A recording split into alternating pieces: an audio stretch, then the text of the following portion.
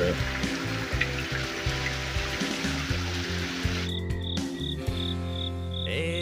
Ano ngayon? Kung mahirap ako, papasukin ng lahat. Makakain lang ako, ano ngayon? Kung lumalagpak ako, magsusunog ng kilay ko. Makatapos lang ako, problema'y dadaan. Good morning guys, welcome back to my channel. Another video, another topic. Yes, maya paalis na kami. Hanap muna tayo ng magandang pwesto. Yan. Naririnig nyo ba yun?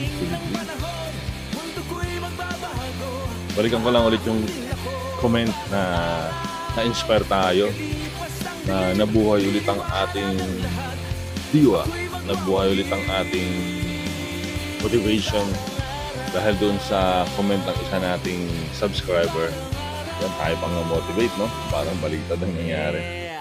Ay, ganun talaga kasi medyo na-busy tayo sa work at medyo nag-iba yung focus natin, kaya ganun, medyo nag-iba ang topic natin sa mga content natin dito sa vlog.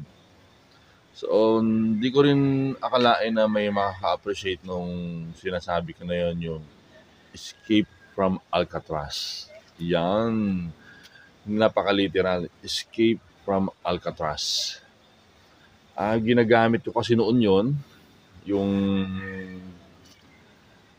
mga bagay-bagay na yun.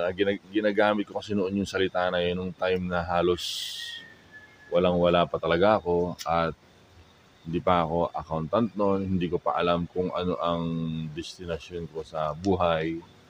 Bata pa ako siya kasi, graduate na ako noon. Pero madalas ko na siyang ginagamit kasi na-analyze ko yung kahirapan, yung poverty. Tayo, mga Pilipino, karamihan sa atin na paikot-ikot lang tayo. So, hindi tayo makatakas sa cycle na yon, yung kahirapan na tinatawag. Is either pwede rin comfort zone yon, di ba? Hindi lang siya kahirapan. At naisip ko noon, para pala siyang isang Alcatraz, para pala siyang isang kulungan na may mahigpit na seguridad at halos walang makatakas. Kaya yun ang binanggit ko at tinatarget ko noon. Sabi ko, escape. Sinasabi ko noon sa sarili ko, escape from Alcatraz. Gusto kong makatakas sa Alcatraz na to. Gusto kong makawala sa cycle na to. Pero parang ang hirap. Pero may nakagawa na, di ba? Literal, 3 yun. 3 silang nakatakas pero hindi alam kung ano ang nangyari. Ganon din naman sa totoong buhay na halos iilan lang ang 20% nga lang ang sinasabi, di ba? Sa mga ayon sa pag-aaral na 20% ng mga tao lang ang nag-share sa 80% ng mga kayamanan, ng mga pera. At yung 80% ng mga tao ay pinaghahati-hatian nila ang 20% ng mga pera or wealth dito sa mundo. Proven na po yun. Ikaw, saan mo magugustuhin mapasama? Doon sa 80% ng mga tao o sa 20% ng mga tao? So ngayon, lately ko rin lang na-realize yun na totoo nga pala na pinaghahati-hatian natin. Kasama ako doon sa 20% as of now. O pinipilit pa rin natin. Pero kung nakatakas sa Alcatraz, masasabi kong medyo nakakatakas na tayo sa Alcatraz na yon. Okay, pero hindi pa tayo nakakarating, hindi pa talaga safe na masasabi. Nandoon pa lang tayo, lumalangoy pa lang tayo, palayo doon sa Alcatraz. Lumalangoy pa lang tayo sa dagat. Napakahirap. Napakahirap, pero ang alam ko, basta't gugustuhin mo, mangyayari. Ba't ko nasabi na parang isang comfort zone din siya? Nung nag-resign ako doon sa dati kong pinagtatrabahuan, unang government na agency na pinagtrabahuhan ko, ang dami nag-react, ang dami kong narinig na nagulat sila. Hindi ko alam kung nagulat kasi nayanig or nagulat dahil naawa sa akin. Nung narinig ko pa nga, ako dito na lang ako, okay na ako dito. Ayun, ganun. Siyempre, mataas ang posisyon niya doon. Ganun siya. At saka yun siya Magkaiba kami. Yun yung mundo na nakikita ko rin noon during that time nung empleyado pa lang ang aking nagiging target sa buhay. Okay? And then, nung mga after a month, bumalik ako para ayusin ang clearance. O may narinig ako, ano, Marlo, mayaman ka na? Tawa ako, sabi ko, hindi na ako nakasagot. Siyempre, nagtataka ka. Ganun lang ba kadali yun? Hindi ganun kadali yun. Ang naging response ko na lang pa sa sarili ko noon, pero hindi ko na sinabi sa kanila.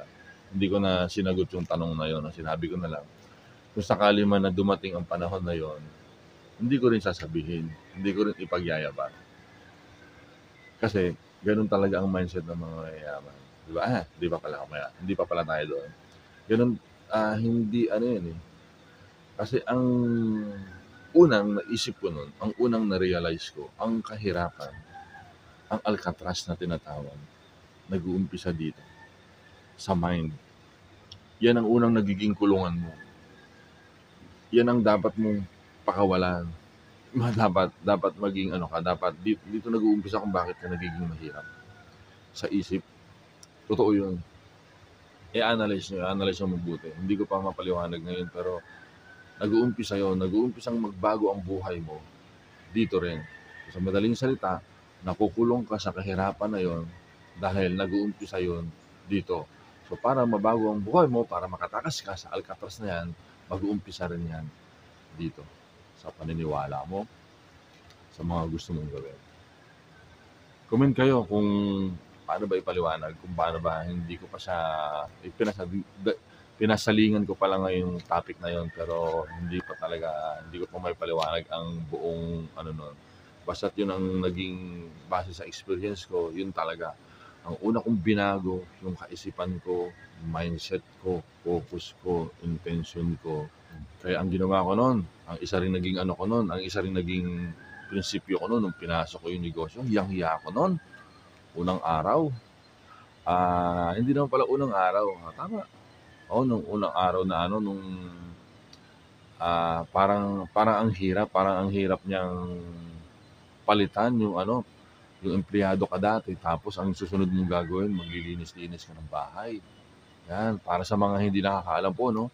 Bago natin tayo naging certified public accountant, madami tayong pinasok na kung ano-ano, sinubukan. Kasama ko yung pinsan ko, and then yung asawa ko, nung pumunta na ako doon sa Lawag City.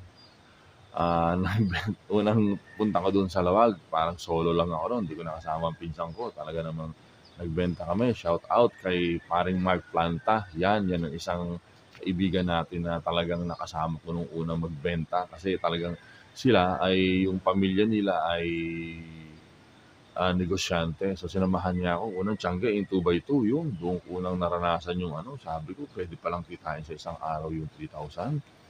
Ganun. Doon ko parang nabagong isip ko. Nung una nga, parang ano pa ako, sabi ko, totoo pala, kaya pala na ganun. Nag-iba ang mindset ko kaagad doon. Sabi ko, ganito pala ang ano ng mga negosyante. Pinakitaan agad ako ng magandang kitaan. Tapos nung mga sumunod na araw na, sumunod na buwan, ayun, pinakitaan ako paano malugi. Paano malugi ang negosyo. So, hindi rin siya ganun kadali. Pero, kung tutuusin, kapag nakita mo talaga yung susi sa negosyo, doon na papasok ang mga blessings sa'yo. Yan. Ganun. Nagtuloy-tuloy yun hanggang pumasok kami ng iba-ibang taon-taon na, nagtsatsyanggi na kami, hanggang sa huli, nagbenta na rin ako ng soft ice cream. Yan, na pinangutang pa namin kay Brother Inags yung pinatawad nga ni Brother Inags yung utang ko eh. Thank you. Yan, kaya ngayon punong-puno ng blessings si Brother Inags.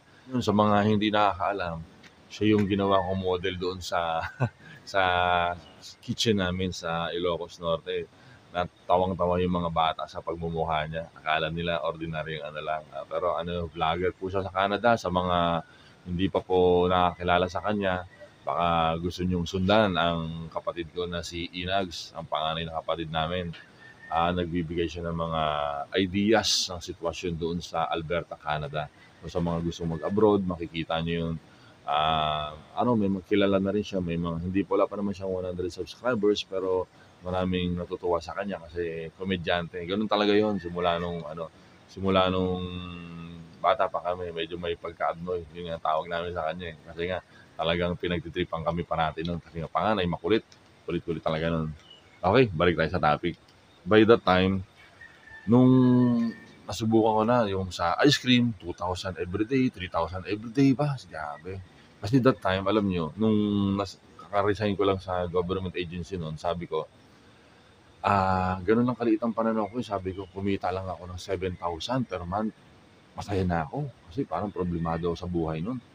7,000 per month, malaki na sa akin 'yun. Oo, 'yun na yung pananaw ko talaga, 'yun na yung mindset ko. Kasi 'yun lang alam ko na kitaan, eh. Sa pagpapalaki sa amin ng magulang ko, ang nanay ko ay isang mabait na guro, masunurin, matiyaga at talagang dedicated teacher 'yon. At ang father ko naman ay isang napaka-humble na government agency rin sa Department of Agriculture, Bureau of Plant and Industry, yan sa San Jose Occidental, Mindoro. Ang mayapa ng father ko ay ng nanay ko ay so far, nandiyan healthy ang mother natin. And then, ayun na nga, nung naranasan kong kumita sa soft ice cream business and then sa mga pagtsatiyanggi-tiyanggi, at then may mga times na stagnant, yung lalo na yung pag walang pasok, so mararamdaman mo na walang kita. Doon na ako nakapag-isip-isip, sabi ko parang naliitan na ako. Yun na, tumataas na yung pananaw ko sa kitaan na posible pala yung ganun. Sabi ko, hindi pwede to at saka hindi pwedeng medyo hindi stable. Doon na ako nag-decide. Sabi ko mukhang kailangan ko na mag-review. Mukhang kailangan ko na ng fixed income. Yun, gusto ko nang bumalik sa pagiging empleyado. Yan.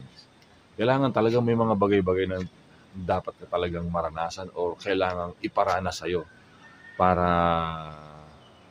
makapag-isip-isip ka. Okay? So, susunod, ano ba ang nangyari nun after nung makapag-isip-isip ako nun? Sige, ikukwento ko yan sa susunod nating video. So, sa ngayon, enjoy muna natin tong kapaligiran dito. At kung may natutunan kayo at may na-realize kayo sa akin, sinabi na escape from Alcatraz, yon, baka naman pwedeng pakishare ang ating video at paki-like ang Wisdom Talk page natin sa Facebook at baka pwedeng paki-subscribe naman ang YouTube channel kung hindi naman ka nakakaabala, Marlo Chidor Vlogs. So, malaking bagay na yun. Papasalamat ako sa inyo. Okay? At para sa pagpapatuloy ng ating video, magkita-kita ulit tayo mamaya. See you later. Good morning. Problema'y dadaan, lahat may paraan habang humihinga. Pag-asa'y di mawawala, lalaban, gagapang, babawi din ako. Susugod, kakayod, pagsisikapan.